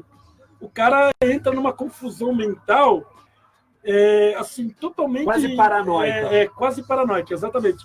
E a partir daí, a vida dele toma um rumo, né, meu? Então, o livro se passa durante 3 dias e meio, que é a partir do momento que ele descobre que ganhou, e avança 3 dias e meio na vida dele, que são os 3 dias e meio seguintes. Né? Mas eu não posso contar porque você... Quanto tempo você levou para escrever e concluir o livro? Esse foi... Para escrever, eu acho que foram uns 6 meses, mais ou menos. 6 meses dedicado à escrita. A escrita. Porque o processo de conclusão, que envolve reler, né, é bem mais demorado. Né? Ao contrário desse, que esse daqui, por exemplo, que foi escrito muito mais rapidamente, certo, mas que o processo de redação final demorou anos, né? 2006 a 2011, né? Esse daqui foi o contrário. Esse daqui demorou um pouquinho mais na confecção, mas em compensação, eu já estava com ele pronto em 2016. Na verdade, eu já lancei ele. Antes de lançar ele impresso, eu lancei pela Amazon o e-book dele. Né? Você tinha feito um lançamento digital. Exatamente, digital. Ficou lá, mas só que aí o que acontece? As pessoas com quem eu convivo, o meio onde eu transito, não consome e-books, Kindle, essas coisas, certo, né? Que é o físico. Exatamente. O pessoal, eu também, na verdade, eu não leio. Eu confesso para você, eu tenho... o meu arquivo tem PDF, sabe? Por exemplo, Foucault, que é um autor muito recorrente, né? Que eu quero voltar a ler, faz tempo que eu não leio. Né? Mas eu tô para ler, eu tô com os livros do Foucault no meu celular aqui, mas não adianta, no celular não dá. Sabe, eu tenho que pegar, manusear. Eu acho que tem uma questão geracional aí que talvez os e-books peguem para uma outra geração. Dificilmente a nossa geração que foi educada no manuseio, no tátil, livro, vai abrir mão. Acho que assim, né, uma leitura esporádica, ou, por exemplo, uma notícia, um texto, é uma coisa, mas você ler um livro, assim, eu tenho escutado bastante resistência. O livro ficou muito bonito e a editora Desconcertos Editora, quem é a editora que apostou? Então, bicho, esse foi um outro presente que eu ganhei, né, meu? Eu tinha feito esse livro aqui é totalmente autoral, né, porque, como eu falei para você, o Mioto deu uma repaginada nele, não tem, tirando o enredo, não tem mais nada. Do autor, muito bem. Mas foi o Antônio Mioto que fez tudo, né? Ele escolheu a fonte, ele pensou na capa, e a partir de algumas propostas minhas, foi ele que fez tudo, né? Mas eu já tinha uma conversa adiantada com o Claudinei, que eu ia lançar um trabalho com ele. O Claudinei é um poeta aqui de São Paulo, ele, na verdade, é de Guarulhos, mas atualmente ele reside aqui na região sul, não sei exatamente onde. E o Claudinei é um poeta, assim, que me agrada muito a poesia dele. É uma poesia um tanto quanto hermética, não é uma poesia fácil, mas assim, que tem uma riqueza no campo das imagens, da imagética, né? Tem uma questão, um ritmo meio fragmentado, uma coisa que me agrada muito, sabe? Eu fui muito influenciado pelos concretistas, então eu gosto dessa coisa assim, que não é tão linear, né? Aí, mais quebrada. Exatamente, que exige, que faz uma exigência formal da sua atenção. Que funciona, inclusive, mais impresso do que Sim, se você for declamar ou exatamente, outro né? suporte. Eu acho que, por exemplo, o Sarau nunca consegue dar conta da poesia do Claudinei. E o Claudinei, em algum momento, acho que ele foi trabalhar, eu não lembro bem a história, mas acho que ele foi trabalhar com o Eduardo Lacerda, lá na Patuá. Certo. Ele foi ser tipo um publisher do Eduardo Lacerda. E, passado algum tempo, surgiu a notícia de que ele tinha montado uma editora, né, a Desconcertos, que é um nome assim muito emblemático, né? Desconcertos, eu acho um nome... Desconcertos Editora. E aí, um dia, eu estava lá na Patuá, e a gente lá tomando uns gorós, tomando umas bebidas lá, e eu falei para ele, mano, eu vou lançar um livro na sua editora. Sabe aquela coisa de... Eu precisava apostar também no cara, porque o cara é uma editora nova, tem um ano e pouco e tal. E aí, quando eu resolvi que iria lançar ele fisicamente, eu falei, eu prometi pro cara, agora eu vou fechar com ele. Tem que cumprir. E aí, aquela coisa do fio do bigode, meu pai cobrava muito isso. Ó, você pode trair um contrato assinado, mas o fio do bigode jamais. Não, jamais. E aí eu peguei, procurei ele e falei, é o seguinte, estou a fim de fazer, né? Aí eu falei para ele, só que é o seguinte, eu sou chato, bicho. Eu sou chato porque eu passei por uns perrengues, os meus primeiros livros, eu não gostava dos livros. Eu só comecei a gostar a partir de um determinado momento, quando eu comecei a trabalhar com o Mioto, que aí eu fiz a edição cartoneira dos poemas ao Caos. Muito da hora, um trabalho excepcional. Né? Esse trabalho também, antes de Evanescer. E aí ele falou, não, pode chegar junto, bicho. Vamos fazer juntos isso daí. E aí foi uma relação cansativa, né? Porque editar livro é chato. É chato. Sabe, muito trabalhoso, né? Eu falo sempre, que eu adoro escrever, bicho. Tenho paixão pela escrita. Agora, editar livro, para mim, é sempre um parto, bicho. É quase como a montagem de um filme, né? Você pode filmar durante horas, né? Mas o que vai dar o tom daquele filme é a montagem. Exatamente, a montagem. Tem que assistir, reassistir, exatamente. Negociar trecho.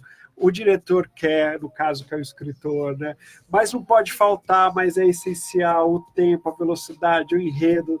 É intenso. Eu costumo dizer que um editor usa mais de licenças poéticas do que um poeta escrevendo seu poema, porque na construção da narrativa você tem que sempre estar mexendo, e eu posso falar isso até com um certo conhecimento de causa, porque afinal de contas, na minha vida toda eu fui editor, né?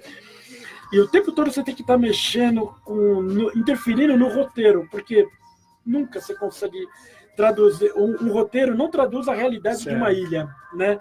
E eu imagino que o cara, um editor, também, ele nunca consegue traduzir exatamente o que ele leu, né? Porque aí que nem eu impus a capa já estava no e-book, né? Essa capa foi um amigo meu que produziu, um rapaz que é do Lentes Periféricas, do Lico, e ele produziu essa capa, ele interferiu aqui, isso aqui, né, E eu acho que ela traduz bem a cara abismal do cara no momento que é surpreendido por uma notícia, né, como a do bilhete premiado. Enfim, aí o que acontece?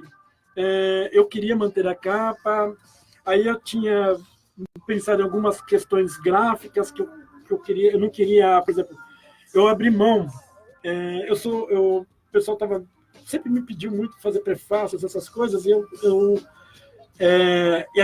tenho uma dificuldade de falar não para as pessoas, né? Então, e às vezes você está atolado. E quando você vai fazer um prefácio, você tem que fechar-se para aquilo, né? Claro. Você tem que ler, reler, escrever, deixar em banho-maria, escrever de novo, tudo aquilo, porque é uma responsabilidade muito grande. Você vai vender um livro de uma pessoa e você se comprometeu com isso, enfim. Aí eu falei, eu não vou comprometer ninguém. Então o livro não tem prefácio, não tem apresentação, ele vai direto, né? Você abre ele aqui, já entra no capítulo 1 aqui, ó, segunda-feira à tarde, e vai até o fim, e vai embora, né? Então, me diz uma coisa, você tem circulado bastante com o livro? Agora menos, bicho.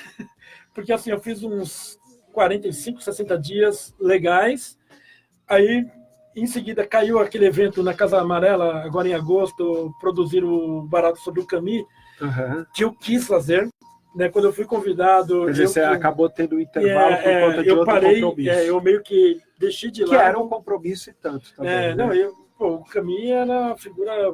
Não sei se dá tempo de falar, mas... Assim, dá tempo, claro, fica à vontade. O Camille é uma figura... faz parte da minha formação, né? Então... Foi um prazer dobrado, então, exatamente, produzir essa maratona sobre o Camille. E saber que você consegue... o Manuel da Costa Pinto é o curador desse evento aqui em São Paulo. Que, na verdade, assim, para ilustrar para todo mundo, né? Esse ano, nós estamos celebrando 70 anos que o Camille esteve no Brasil.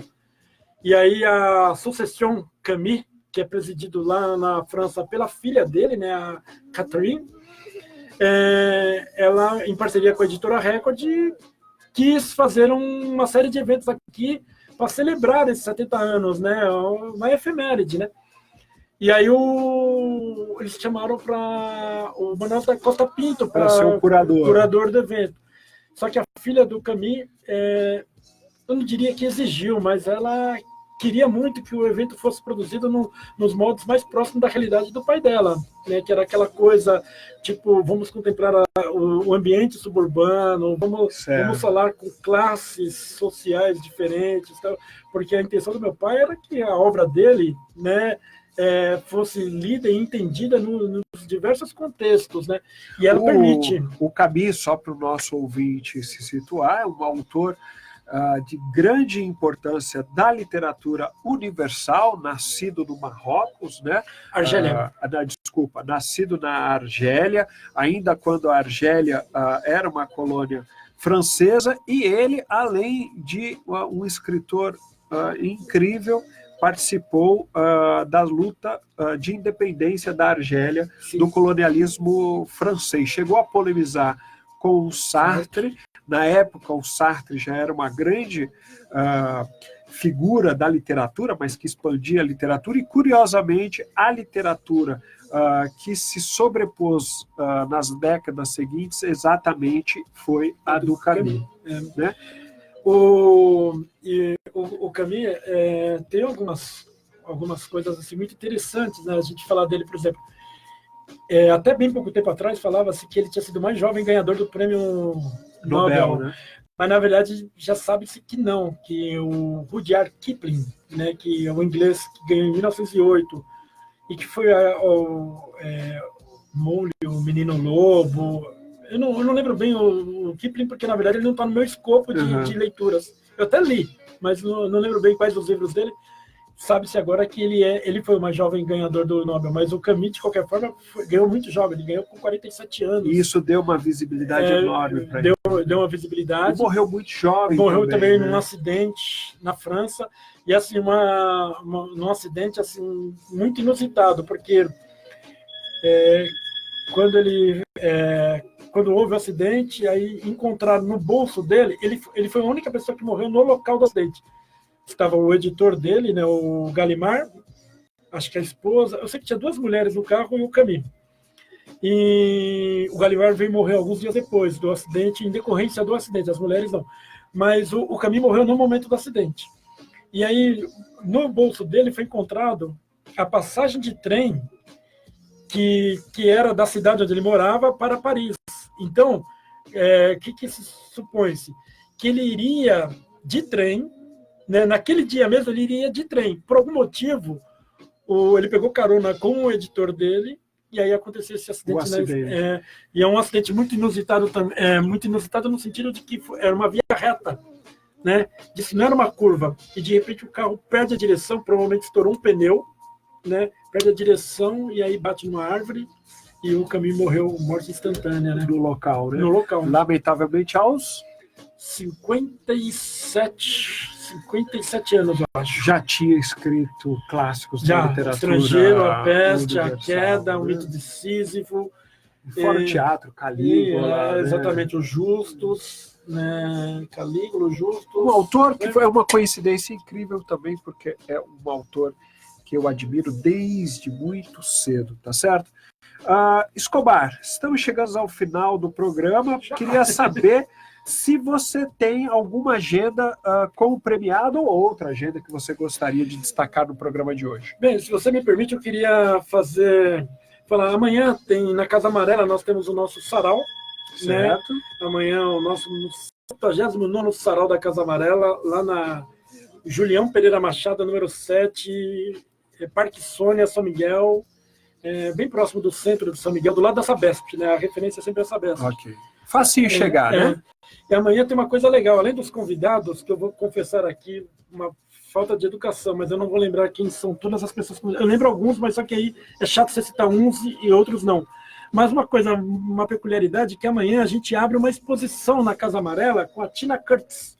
Muito bem, a Tina Curtis, a fanzineira, não é isso? Exatamente. A fanzineira, queridona nossa. Então, muito bem. ela e o David Price, que é um parceiro dela, vão inaugurar uma exposição amanhã às 15 horas na Casa Amarela, que a Casa Amarela sempre, além dos saraus, além de fazer alguns eventos lá, como tem as paredes livres, a gente sempre propõe para as pessoas, ocupem, tomem conta, né? E aí, a cada trimestre, a gente muda a exposição. E a gente sempre deixa trimestralmente, porque, como a Casa Amarela só abre no dia de eventos, né? Se você deixar um espaço muito curto, as pessoas não tem uma visitação legal, né? Então, a gente sempre deixa trimestralmente e a gente sempre propõe que sejam exposições em dupla, em trio, sempre para... A gente tem lá, na verdade, um aforismo de chamada, que é o diálogos intermitentes, né? Para que as pessoas sempre conversem entre si. A gente acabou de encerrar agora uma exposição de um quadrinista lá do Itaim Paulista, o Will, que é muito parceiro nosso, é dos primórdios lá do MPA, né? E o Will acabou expondo sozinho, mas em decorrência da desistência de uma outra pessoa que iria expor com ele. E amanhã a gente inaugura uma exposição com a Tina Curtis e o David Price, é uma exposição fotográfica, uma novidade, na verdade, do trampo da Tina, né? E assim, uma exposição que propõe uma leitura sobre as pessoas na cidade, né? Então, eu não lembro agora o título da exposição, mas é uma reflexão sobre o estar na cidade, o conviver, o dialogar com a cidade, né? E aí, às 15 horas, a gente tem esse brinde lá, né? Abre a exposição, e em seguida a gente toca o sarau até o último convidado. Maravilha! Escobar, muito obrigado pela sua presença aqui no programa Agenda Cultural da Periferia na rádio Heliópolis FM. Eu que agradeço, bicho. Sem palavras, bicho. Um prazer enorme conviver com você, estar com você ao vivo, poder falar das coisas que nos seduzem, que nos tocam, e principalmente, né, poder falar de outras pessoas que são tão importantes quanto, né? Então, maravilha. Gratidão. Obrigado, nós que pessoal. já nos encontrávamos pelas noites de saraus, pelas periferias de São Paulo, é um prazer enorme recebê-lo aqui no programa, tá certo? Queria agradecer também aqui quem ficou conectado com a gente no programa. Tem a Anásio Silva, tem Luiz Colares, tem Mari Baguesteiro, tem aqui Antônio Pinheiro Torres, tem Luiz Retuê e nosso querido Akira Yamazaki. Um abraço para você. Deixa eu tomar a liberdade de falar, passou um nome lá, Marilândia. A Marilândia é lá do Itaim, né? Exatamente. Marilândia Gurgel. Tá? Isso, um abraço para todos vocês que ficaram conectados com a gente aqui, tá bom? Chegamos ao final de mais uma edição do programa Agenda Cultural das Periferias na sua rádio Heliópolis. Se você quiser rever a agenda anunciada no programa de hoje, visite a página da Agenda Cultural da Periferia na internet, www.agendadaperiferia.org.br, ou vai lá no meu perfil no Facebook, Ruivo Lopes. A agenda está disponível nos comentários da chamada do programa. Tem dica cultural gratuita? Manda aí que a gente divulga na próxima edição do programa. Muito obrigado pela audiência de toda a comunidade Heliópolis, região do Ipiranga, e também quem está sintonizado no programa pela internet. Um abraço apertado e até sábado que vem, às 5 da tarde, com mais uma edição do programa Agenda Cultural da Periferia, na sua rádio Heliópolis FM.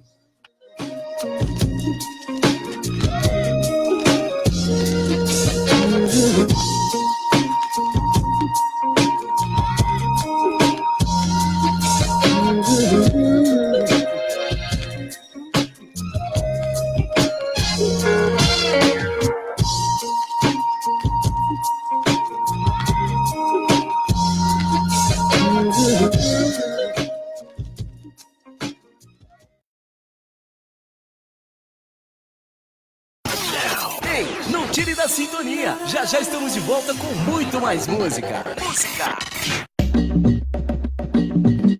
Agenda da Periferia.